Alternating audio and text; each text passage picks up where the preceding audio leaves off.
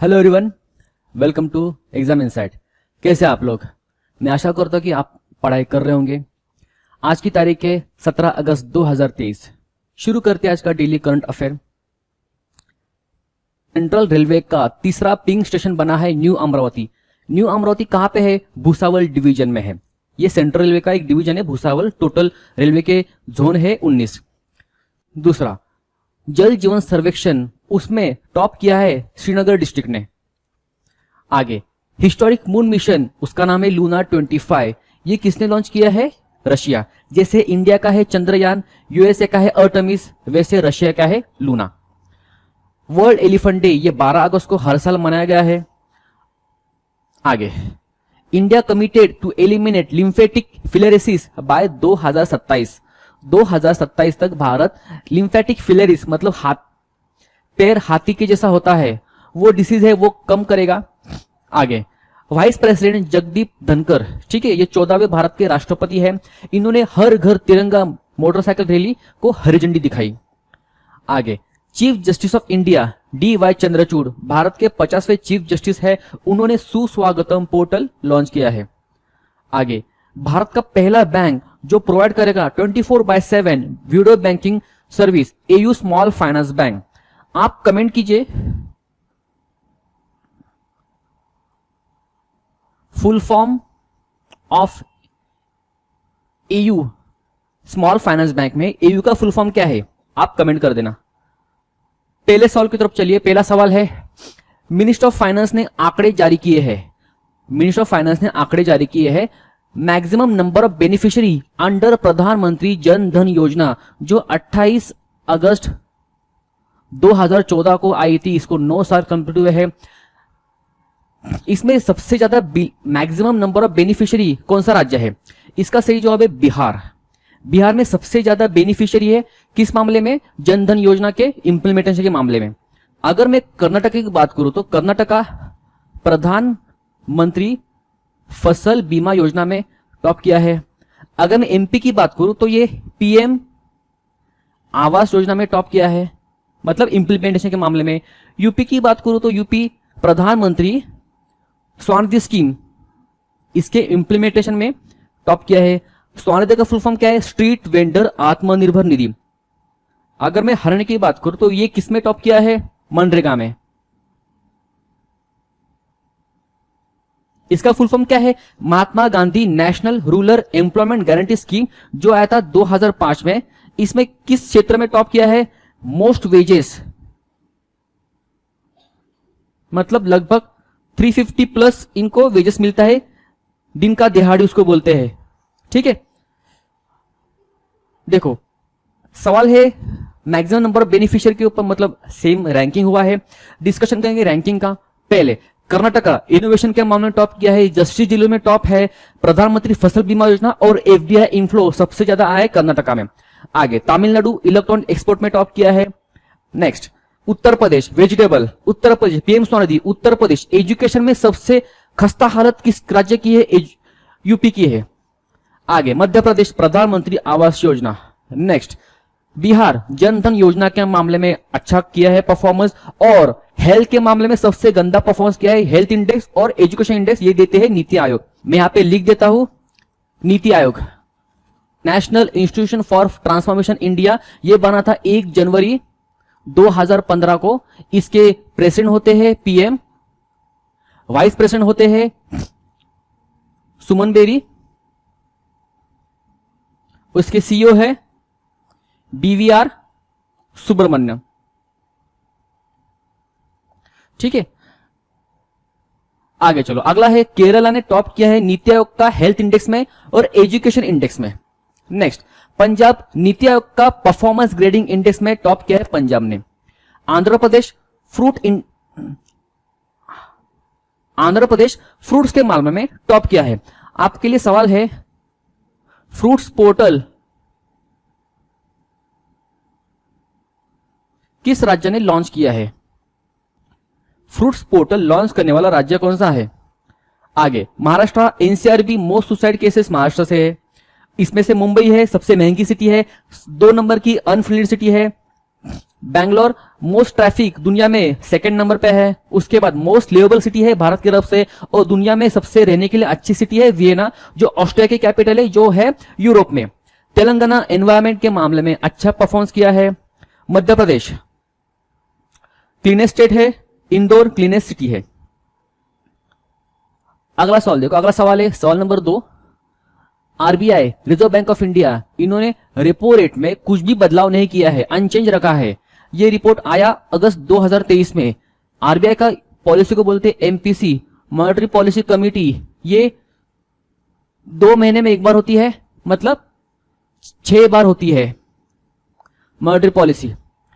इसमें repo rate कितना बोला है आरबीआई ने? 6.5%। 3.35% क्या है ये है रिवर्स रेपो। 4.5% क्या है?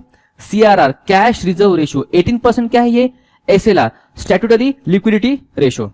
ये है Shaktikanta Das.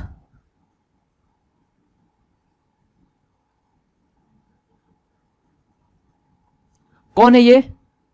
RBI governor. RBI बना था 1935 में, और यही गवर्नर ऑफ द ईयर भी है 2022 के। ठीक है, कुछ डिस्कशन करेंगे आरबीआई से लेकर। आरबीआई पहला आरबीआई कब बना था? 1935 को बना था, 1 अप्रैल को। ठीक है, 1 जनवरी 1949 को ये नेशनलाइज हुआ था, राष्ट्रीयकरण हुआ था इसका। ठीक है, आगे ये किस कमिटी के द्वारा रिकमेंड किया गया था? Hilton young committee. ठीक है, आगे आरबीआई के पहले गवर्नर कौन थे? Osborne Smith. आरबीआई के पहले भारतीय गवर्नर कौन थे? सीडी देशमुख। अभी इनका नाम चर्चगेट स्टेशन को देना है, इसके ऊपर प्रस्ताव दिया है महाराष्ट्र सरकार ने। आरबीआई का पहला हेडक्वार्टर कहां पे था? कलकत्ता में 1935 में। आरबीआई का हेडक्वार्टर अभी कहां पे है? मुंबई में है, जो है फोर्ट में। ओके, नेक्स्ट 23वां आरबीआई के गवर्नर कौन थे? रघुराम राजन। 24वें गवर्नर कौन थे? उर्जित पटेल। 25वें गवर्नर कौन है? शक्तिकांत दास। जब भारत में डीमोनेटाइजेशन हुआ था, कब हुआ था डीमोनेटाइजेशन? ईयर आप कमेंट कर देना, डीमोनेटाइजेशन का ईयर मुझे चाहिए। ओके, क्या है ये? और एक सवाल है आपके लिए, नाबार्ड। ठीक है, नाबार्ड किस कमिटी के अंडर बना था? एंड जीएसटी के लिए कौन सा कमिटी था? ये आप कमेंट कर देना। ये सब सवाल एग्जाम में पूछे गए, इसलिए मैं आपको पूछ रहा हूं। देखो, अगर मैं आरबीआई के फंक्शन की बात करूं तो आरबीआई के फंक्शन क्या क्या है? जो नए अदर बैंक है उनको गाइड करना, आगे करेंसी इशू करना, next implementing monetary policy MPC. ठीक है, मॉनेटरी पॉलिसी ये क्यों करते हैं भारत सरकार? मॉनेटरी पॉलिसी बनाने का उद्देश्य है कि इन्फ्लेशन को कंट्रोल करना। आगे supervision of the financial system. Financial system के ऊपर सुपरविजन करना काम होता है आरबीआई का। जब भारत में कोविड आया था 2020 में, ठीक है, उस वक्त क्या होता? सब भारत की रीढ़ की हड्डी फाइनेंशियल सिस्टम की आरबीआई इन्हीं ने संभाली थी। ठीक है, आरबीआई का फाइनेंशियल क्या होता है? जुलाई टू जून। भारत सरकार का क्या होता है? अप्रैल टू मार्च। नेक्स्ट देखो, ये आरबीआई का मॉनेटरी पॉलिसी है। SLR 18%, reverse repo rate 3.35%, CRR 4.5%, reverse repo rate 6.5%। अगला सवाल देखो, सवाल नंबर 3, समुद्रयान मिशन के लिए कौन सा सबमरीन डेवलप किया जा रहा है? इसका सही जवाब क्या है? मत्स्य 6000। समुद्रयान मिशन कौन से मंत्रालय के अंदर आता है? Ministry of earth and science. इसके मंत्री कौन है? किरण रिजिजू। ओके, यहां पे देखो, ये कुछ स्कॉर्पियन क्लास सबमरीन है जिसका डिस्कशन मैं अभी करता हूं। उसको कैसे याद रखोगे? के वी पेला, कलवेरी, खंडेरी, करंज, वेला, वागीर, वाक्षीर। कलवेरी, खंडेरी, करंज, वेला, वागीर, वाक्षीर। ये सब आपको पता होने चाहिए, इसके ऊपर भी एग्जाम में सवाल पूछा जाता है। आईएनएस विक्रांत क्या है? India's first indigenously develop, indigenous मतलब क्या है, भारत का खुद का है। आगे चौथा सवाल है, देखो सवाल है, अभी रिसेंट सर्वे आया था, इसमें सबसे ज्यादा मैक्सिमम नंबर ऑफ एलिफेंट किस राज्य में इंक्रीज हुए हैं, बढ़ोतरी ज्यादा पाई गई है। इसका सही जवाब है, ये गजराजा है, गज का मतलब है एलिफेंट, ठीक है, एलिफेंट फेस्टिवल। ये कहां पे माना जाता है, मुंबई में, महाराष्ट्र में। एलिफेंटा केव मुंबई में है। टोटल एलिफेंट रिजर्व है 33। 33rd वाला कौन सा है, तराई एलिफेंट रिजर्व, जो है यूपी में। इसका सही जवाब क्या है, Karnataka.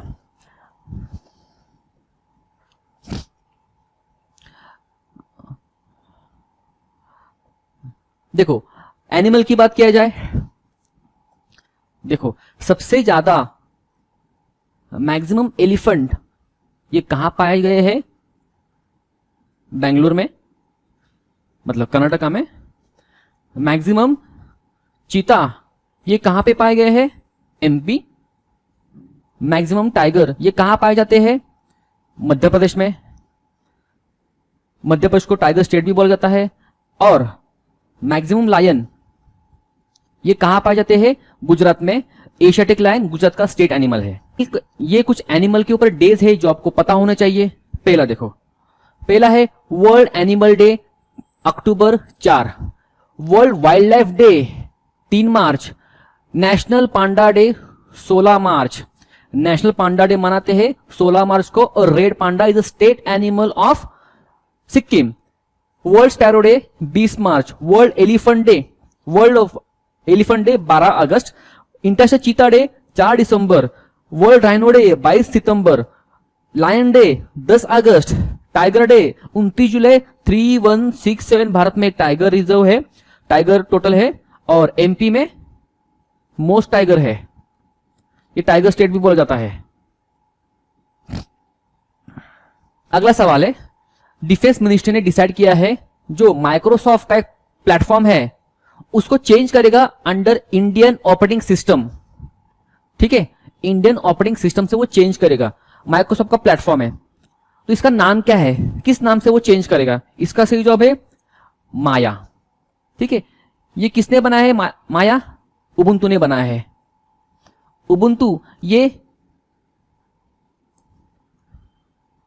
Linux base open source software है। अगर मैं जस्ट आस्क की बात करूं तो ये लॉन्च किया है मध्य प्रदेश में, ठीक है, with United nation population fund, ठीक है। इनके साथ मिलकर जस्ट आस्क नाम का चैटबॉट इन्होंने लॉन्च किया है। लेक्सी क्या है, ये इंडियाज फर्स्ट एआई चैटबॉट। जुगलबंदी, जुगलबंदी क्या है, ये माइक्रोसॉफ्ट का वॉइस चैटबॉट है जो इंडिया के लिए इन्होंने बनाया था, ठीक है, फॉर लैंग्वेजेस, मल्टीलिंगुअल लैंग्वेज के लिए बना था। ओके, जुगलबंदी नाम का चैटबॉट बनाया था माइक्रोसॉफ्ट ने। अगला सवाल देखो, सवाल नंबर 6, ये क्या कह रहा है, बिहार के बाद चीफ मिनिस्टर ने कास्ट बेस्ड सर्वे अनाउंस किया है।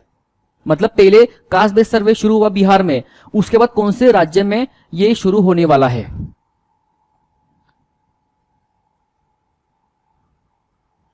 ओके, तो इसका सही जवाब है राजस्थान।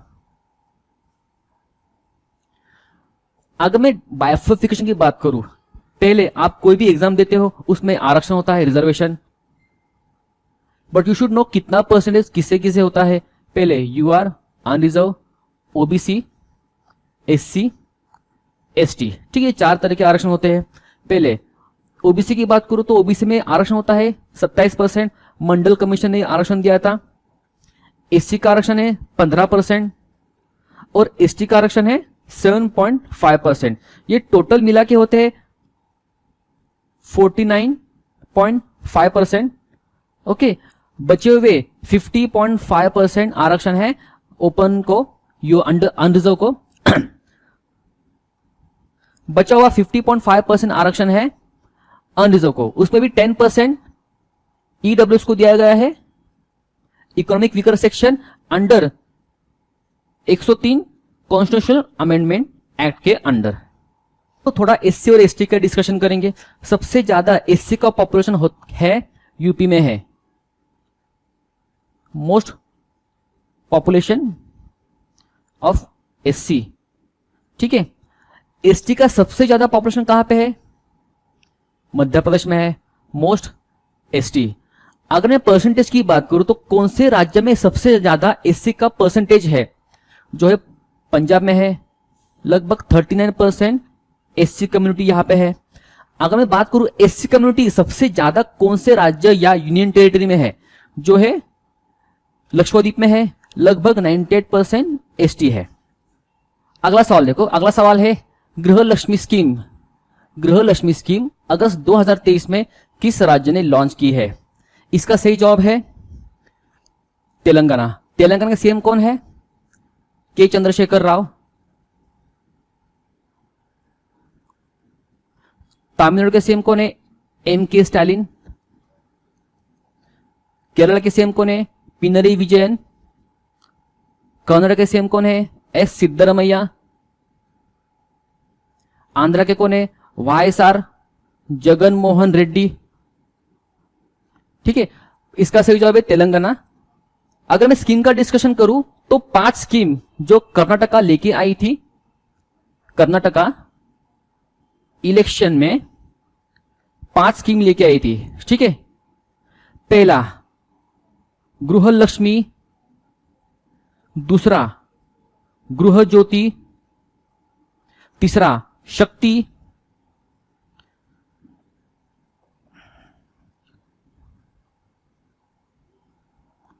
चौथा युवा निधि,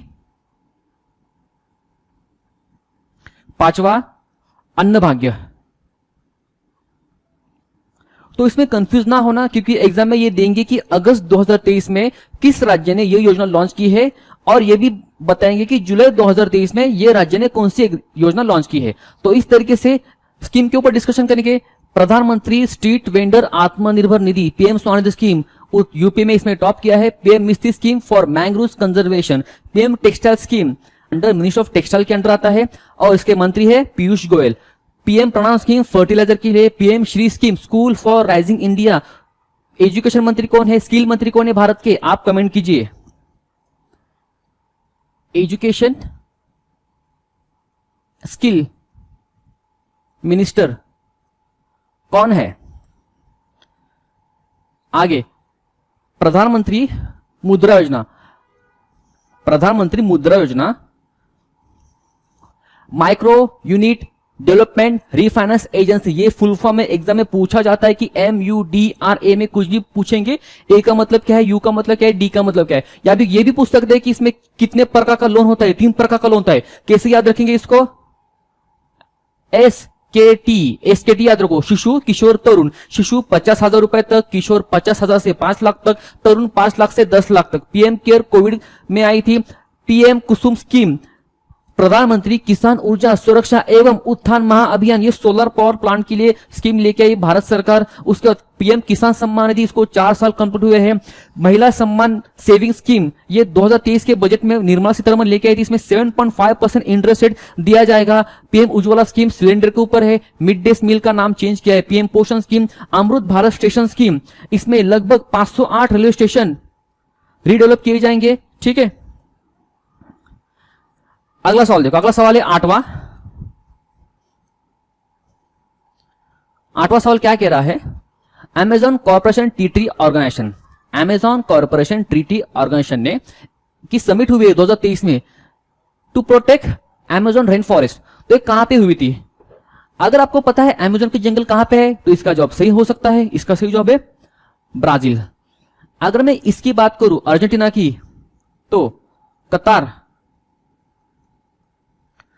वर्ल्ड कप फीफा का 2023 किसने जीता?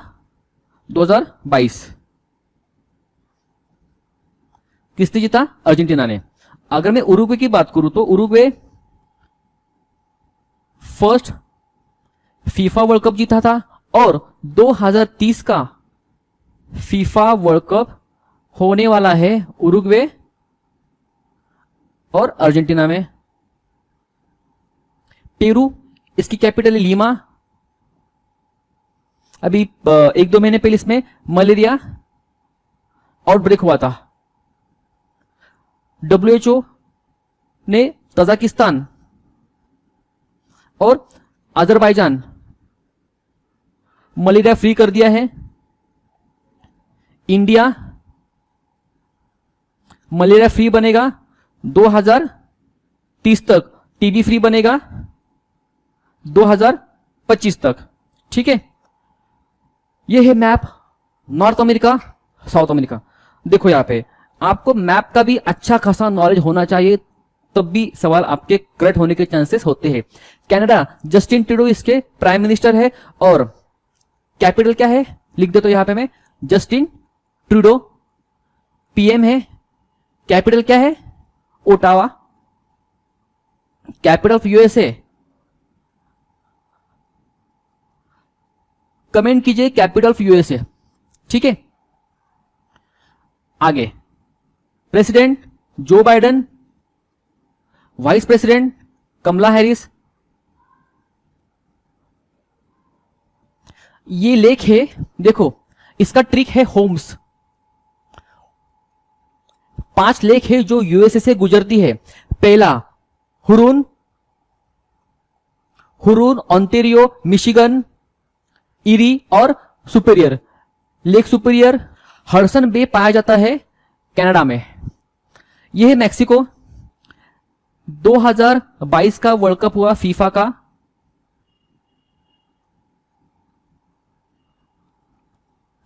वर्ल्ड कप हुआ 2022 का कतार में।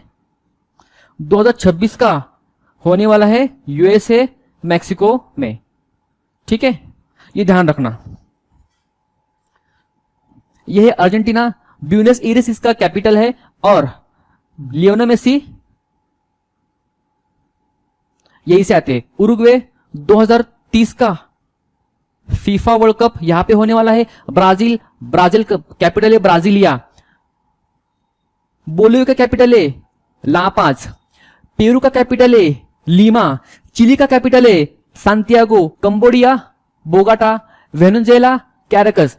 जैसे हमारे पास, जैसे एशिया में अफगानिस्तान है जिसको अकेला अलग थलग कर दिया है, वैसे यूएसए में है, मतलब पूरे नॉर्थ और साउथ अमेरिका में वेनेजुएला, इसको यूएसए ने अलग थलग कर दिया है। Guyana Georgetown. तो इसी के साथ हमारा सेशन समाप्त होता है। डेली करंट अफेयर वीडियो के लिए नीचे दिए गए लिंक पे क्लिक कीजिए और चैनल को सब्सक्राइब कीजिए और डेली करंट अफेयर अपडेट के लिए बेल आइकन को हिट कीजिए ताकि आपको डेली अपडेट मिल सके। और आप सब लोग सेशन को अच्छा लगे तो सेशन को लाइक कीजिए, शेयर कीजिए, सब्सक्राइब कीजिए। आपका दिन शुभ रहे।